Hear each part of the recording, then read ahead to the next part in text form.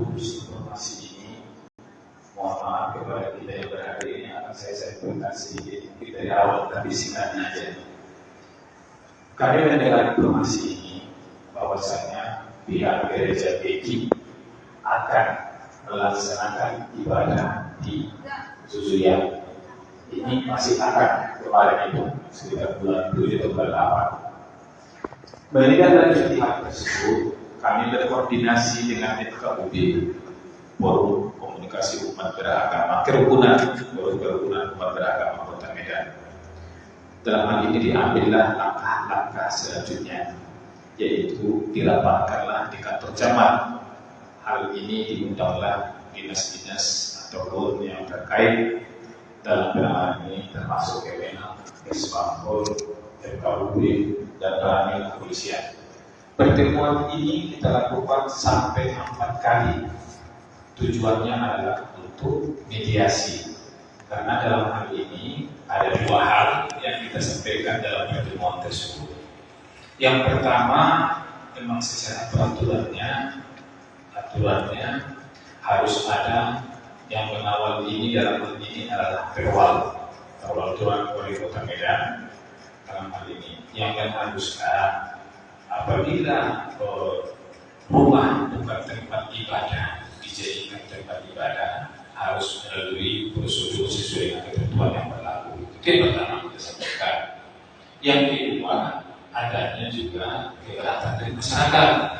Makanya kita sampai 4 kali secara resmi pertemuan itu. Terakhir, pertemuan kelima dapatlah disimpulkan oleh FKUB pada saat itu moderatornya, ada kesepakatan bersama antara pihak pendeta dengan pihak masyarakat. Dalam hal ini diwakili oleh Pak Ilyas. Adalah tanda tangan semua kesepakatan itu. Kemudian pihak pendeta juga ada membuat surat pernyataan dalam hal itu juga. Jadi kesemuanya itu pada tanggal 3 September 2022. Dalam beberapa bulan, mungkin minggu seterusnya tidak ada konsentrasi, artinya kegiatan ibadah di Susuya. Kita pun pikir karena kesepakatan pada saat itu orang itu akan mengurus. Ya, kita berpikirkan mengurus ini. Nah, tidak pula lah kita bertanya, tidak. Artinya kita positif aja pada saat itu. Selanjutnya, kemarin itu ada kegiatan hari Sabtu, tanggalnya 3 Desember di Susuya. Kita juga dipimpin Bapak Kepala Badan Kesbangpol rapat di sana. Hadir juga dari perwakilan kita, masyarakat, polisi juga hadir. Kesepakatan itu juga disampaikan supaya kembali ke kesepakatan yang bersama itu hasil dari kita. Tapi pada saat itu pihak pendeta juga menyampaikan akan melaksanakan ibadah untuk Natal dan Tahun Baru. Itu permohonan orang itu pada saat itu. Selanjutnya berlanjutlah minggu selanjutnya. Jadi Bapak Ibu, dengan hormat saya sampaikan kepada kita, langkah-langkah yang kami ambil 3 pilar dalam hal ini Pak dan Pak Kapolsek, yang selalu kami berkoordinasi dalam hal ini. Sudah kami ambil langkah-langkah itu sesuai dengan kewenangan yang ada pada kami. Sudah kami surati seluruh instansi yang terkait dengan hal itu. Sudah kami panggil rapat tentang hal ini, sudah kami jelaskan. Jadi inilah perlu artinya secara administratif sudah kami lakukan untuk hal ini supaya jangan terjadi nanti informasi di antara kita. Selanjutnya inilah rentetannya. Minggu pertama, kedua, mungkin ini minggu ketiga pelaksanaan ibadah ini. Jadi dalam hal ini kami hadir juga tadi mulai pagi, semalam juga dari Satpol PP hadir, dari Kesbangpol juga hadir pada saat ini. Jadi menyambut penindakan ini, bagaimana yang disampaikan tadi? Ini perizinan gedung yang dirubah, yang tadinya gedung ini diperuntukkan untuk tempat karaoke. Iya, apa? Karaoke ya? Oh, karaoke. Nah, yang tadinya hidup ini diperuntukkan oleh untuk karaoke, sekarang berubah fungsi, akan dijadikan tempat ibadah sementara. Tentu hal ini harus ada pengurusan izin. Hal ini juga sudah berulang kali kami sampaikan secara tertulis kepada Susuya. Sudah kita sampaikan. Kalau secara kontak tidak terhitung lagi Bapak Ibu. Kami sudah mendatangi hal ini juga ke pimpinannya untuk menyampaikan hal ini supaya diurus betul-betul izinnya. Tapi kenyataannya dalam hal ini uji belum keluar. Kita kontak juga dengan pihak kuasa hukum dari TPK, belum ada penyelesaian dalam hal ini. Jadi inilah ketegangannya Bapak Ibu. Kami mohon maaf bukan menggurui dalam hal ini.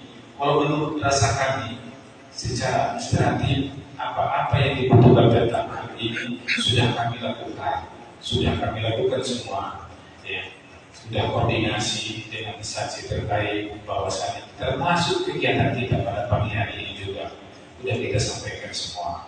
Jadi ini yang dapat kami sampaikan langkah-langkah yang sudah kita ambil. Tentu dalam hal ini nanti ada kewenangan-kewenangan dinas terkait dalam hal ini yang tentu tidak bisa kami dalam tanda kutip melaksanakan itu karena kewenangan kami bukan di situ. Jadi mohon harapan ini Bapak Ibu, orang-orang tua kami semua, kita supaya memahami hal yang saya sampaikan tadi. Mungkin ini dulu penjelasan dari kami. Saya sudahi. Wabillahi taufiq wal hidayah. Assalamualaikum warahmatullahi wabarakatuh.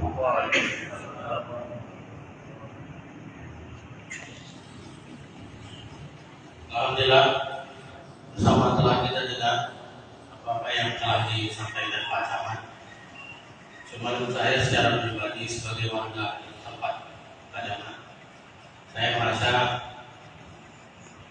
keterangan atau penjelasan yang Pak Camat sampaikan itu tidak memberikan jawaban yang jelas pada kami selaku masyarakat. Karena sudah capek Pak, kita masyarakat jangan lagi terkesan ada bahasa di masyarakat. Aparatur negara ini membohongi masyarakat, berdusta kepada masyarakat. Karena kerap kali janji-janji yang kita dapati itu tidak terlaksana seperti janji-janji manis yang diucapkan oleh Bapak Camat maupun yang lain. Jadi tolong Bapak, macam saya pribadi, kalau Bapak tanyakan masalah hukum tentang wudu, tentang sholat, oke lah, kita mampu bilang itu. Tapi tentang hukum negara ini, Bapak-bapak lebih memahaminya. Bapak-bapak adalah perwakilan kami untuk mengatur negeri ini. Takbir! Allah Akbar! Jadi kami selaku warga sekali lagi memohon beri kejelasan yang pasti pada kami. Kalau Pak Camat bilang saya sudah tidak mampu misalkan, biar kita sama-sama masyarakat yang bergerak betul. Sekali lagi kami minta kepada Bapak Musbika yang hadir di sini untuk memberikan kepastian yang jelas kepada kami.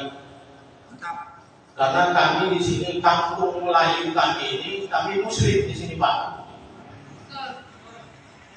Kita orang bodoh-bodoh kali.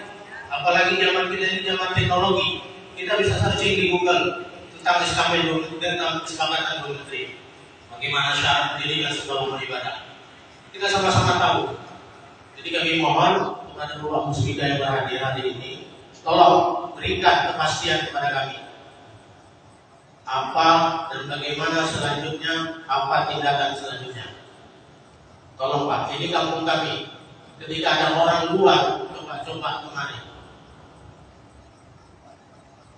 tolonglah kepada Bapak Musbika, Pak Camat atau yang lain, kami harapkan untuk beri jawabannya. Baik, izin Bapakku, orang-orang tuaku sekalian semua, ibu-ibu, apa yang disampaikan Bapak tadi, ya, kami hanya ingin menyampaikan pada kesempatan ini. Barusan saya ditelepon oleh Pak Kasat PP. Tolong kita bersabar dulu Pak, beliau sudah berjalan kemari. Izin Bapak, orang tua kami bahwasanya saya tadi mohon izin bukan tidak menghormati Bapak tadi waktu bicara, tapi karena Pak Kasatpol PP tadi telepon, saya angkat. Beliau berharap kita bersama dulu di sini menunggu beliau, dia sedang dalam perjalanan menuju ke Mali. Karena saya sampaikan tadi Pak bahwasanya kita sedang di masjid. Bisa Pak? Karena gini Pak, iya kita tunggu. Alhamdulillah. Maksudnya kalau Bapak nanti kita menyampaikan apa, yang dimaksud tadi belum bisa kita sampaikan. Izin Pak ya. Jadi supaya jangan maksudnya melebar ke sana kemari, kita silaturahmi aja dulu.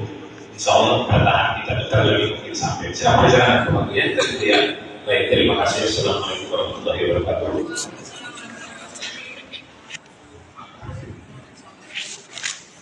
Alhamdulillah bersamalah Bapak-bapak Ibu ini karena begini pajangan sejak macam saya ini rakyat awam, saya nggak tahu nanti kepemimpinan di negara ini siapa yang paling berkuasa, tidak tahu.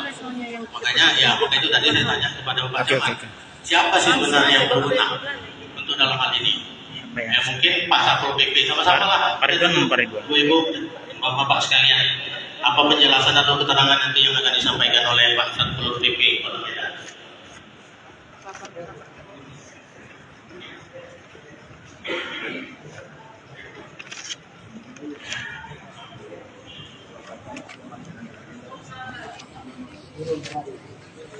Ridwan, ada 30 orang itu di depan Bang, di ibu-ibu lingkungan 8.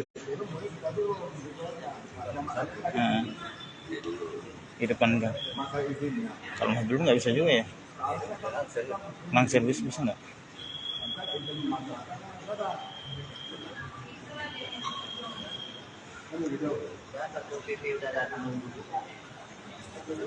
Ya, tanya biar ibu-ibu ini tadi gang apa?